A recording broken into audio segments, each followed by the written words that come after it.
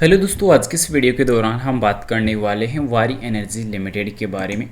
वारी energies limited में अगर खासकर बात की जाए तो लास्ट सेशन पे एक बड़ा करेक्शन का सामना हमें करना पड़ा 7.12% का। इसके अलावा दोस्तों यहाँ पे जो खबर देखने को मिल रही थी कि कंपनी ने टैक्स से चोरी करने का कार्य किया है, तो उसी अपडेट के बाद इसमें एक बड़ा करेक्शन देखने को मिला।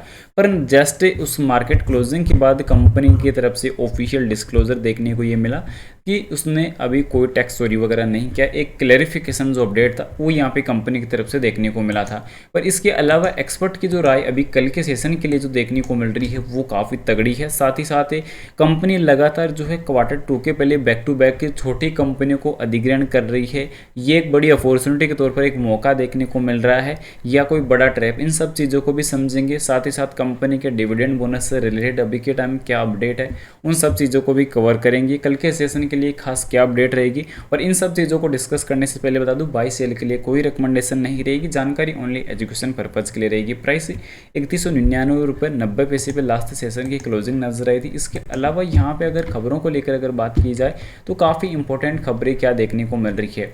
तो खबरें यहाँ पे सबसे महत्वपूर्ण ये देखने को मिल रही है कि सोमवार 29 सितंबर को इन 19 शेयरों पर नज़र रखें, तो ये आगे हम बात करेंगे। पर इससे पहले अभी के टाइम कंपनी की तरफ से जो ऑफिशियल अपडेट देखने को मिला इसमें नजर आ रहा है कि हमारी निवेश योजनाओं पर कोई भी प्रभाव नहीं है। चल रही अमेरिकी जांच के बीच वारी एनर्जी अपनी निवेश योजनाओं को आगे बढ़ाएगी, जिससे टेक्सास से अपनी सुविधा का विस्तार भी शामिल है।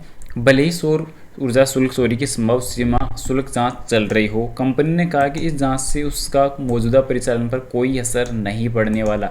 सबसे गुड न्यूज़ अपडेट यहाँ पे, गुड अपडेट जो है यहाँ पे कंपनी की तरफ से देखने को मिली है, क्योंकि यहाँ पे देख सकते हैं कि सबसे बड़े ऊर्ध्वाधर एकीकृत सौर मॉडल निर्माता में से एक वारी वर्तमान में अमेरिकी सीमा शुल्क अधिकारियों की जाँच के दायरे में है, जिन्होंने पिछले सप्ताह एक जाँच शुरू की थी। क्या कंपनी ने कथित तौर पर भारत में निर्मित रूप से गलत लेबलिंग करके चीन निर्मित सौर कोशिकाओं और पैनलों पर टैरिफ का दरकिनार कर दिया है।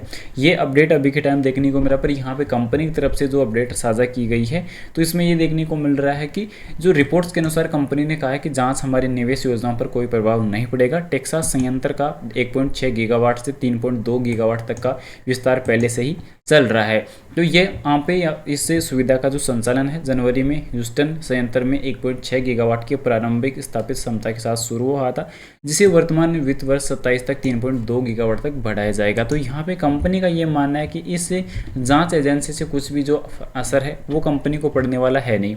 इसके अलावा यहाँ पे देख सकते हैं कि वारी पावर प्राइवेट लिमिटेड ने racemosa energy India private limited में 76% हिस्सेदारी हासिल करने के लिए एक निर्णायक शेयर सब्सक्रिप्शन और शेयरधारक समझौते पर हस्ताक्षर कर दिया है। जो इसमें क्या इंपॉर्टेंट है वो भी यहाँ पे चेक कर सकते हैं। कंपनी का पूर्ण स्वामित्व वाली सहायक सब्सिडियरी वारी पावर प्राइवेट लिमिटेड ने रेसमोसा एनर्जी प्राइवेट लिमिटेड में 76% की हिस्सेदारी शामिल करने के लिए निर्णायक सब्सक्रिप्शन शेयरधारक समझौता हस्ताक्षर किया है, और अधिग्रहण के लिए कुल निवेश लगभग 53 करोड़ रुपए होने वाला है। एक्सचेंज की दी जानकारी में कंपनी ने स्पष्ट किया कि ट्रांजैक्शन किसी भी तरह का रिलेटेड पार्टी ट्रांजैक्शन नहीं है, और नहीं कंपनी किसी प्रमोटर ग्रुप या अन्य ग्रुप कंपनी का कोई हित है। अधिग्रहण प्रक्रिया वित्त वर्ष 25-26 के दौरान पूरी होने की संभावना है, जो आवश्यक शर्तों की पूर्ति पर निर्भर करेगी। कंपनी को इस संबंध में आज से सुबह 9:56 वारी पावर प्राइवेट लिमिटेड से आधिकारिक सूचना प्राप्त हुई है। तो अभी रिसेंटली जो प्रदर्शन है कंपनी का वो तो काफ़ी घटिया देखने को मिल रहा है, पर यहाँ पे कंपनी की तरफ से जो अपडेट ऑफिशियली लेट नाइट को जो देखने को मिली थी इस पर अब आप यहाँ पे चेकआउट कर सकते हैं। पर सबसे महत्वपूर्ण क्या देखने को मिल रहा है कि जो वारी से रिलेटेड अगर जो कल के सेशन के लिए 19 से स्टॉक्स पर जो नज़र बनाए रखने का जो अपडेट साझा किया जा रहा है तो उसमें काफ़ी इंपॉर्टेंट कंपनियां हैं। सबसे पहले टाटा मोटर्स रहने वाली है, IRFC, HDFC bank, Alkem laboratory, Birla soft limited, PG electroplast, इसके अलावा Chambal fertilizer and chemicals, Bharat electronics limited यानी कि BEL, lemon tree hotels, Azad engineering, Godrej agrovet limited, वैक्सोन engineer oil India limited, brigade enterprises HUL, Hindustan Unilever limited, इसके अलावा गोदावरी पावर एंड इस्पात। ये अभी के टाइम कुछ कंपनियां हैं जो इनका जो अपडेट है वो कल के लिए इंपॉर्टेंट रहने वाला है, क्योंकि वारी एनर्जी भी इसमें इंपॉर्टेंट है, श्रीराम फाइनेंस रहने वाला है, जिंदल स्टील लिमिटेड रहने वाला है। अब यहाँ पे वारी एनर्जी में जो स्टेक को लेकर अपडेट देखने को मिली है ये एक बड़ी अपडेट के तौर पर देखने को मिल रही है। साथ ही साथ यहाँ पे रिजल्ट्स के लिए अभी तक कंपनी की तरफ से जो एसएसपी है वो जल्द ही देखने को मिलने वाली है, क्योंकि कल का सेशन बड़ा रहेगा। उसके बाद जो है नेक्स्ट मंथ जो है एसएसपी जल्द ही कैलकुलेशन पे जाने वाली है।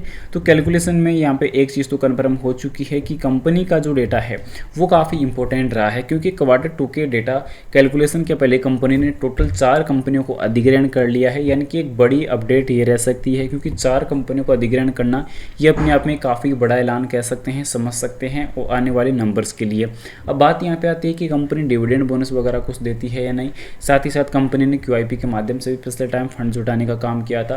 तो तरीके कंपनी ने इन्वेस्टमेंट के फ्यूचर इन्वेस्टमेंट को लेकर काफ़ी बढ़िया ऐलान किए, प्लान किए हैं। तो इसी के बदौलत जल्द ही नंबर्स पर एक बड़ा असर देखने को मिलेगा।